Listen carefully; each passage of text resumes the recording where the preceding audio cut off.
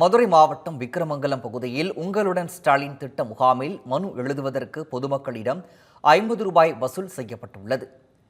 மதுரை விக்கிரமங்கலத்தில் நடந்த உங்களுடன் ஸ்டாலின் திட்ட முகாமிற்காக சுற்றுவட்டாரத்தைச் சேர்ந்த ஆயிரக்கணக்கான மக்கள் வந்திருந்தனர்.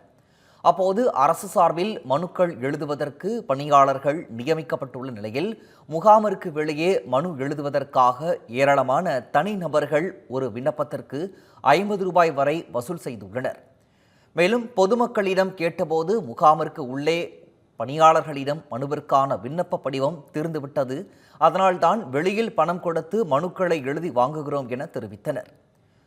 முதல்வரால் கொண்டுவரப்பட்ட உங்களுடன் ஸ்டாலின் திட்டமானது அதிகாரிகளின் மெத்தனத்தால் மக்களை அலைக்கழிக்கும் திட்டமாக மாறியதாக பொதுமக்கள் வேதனை தெரிவித்தனர்.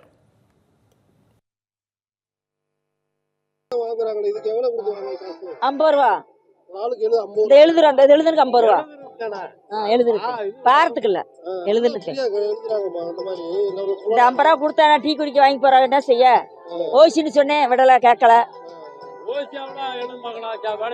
அதே எல்லா பேரும் 50 எல்லாத்துக்கும் வாங்குறாங்க.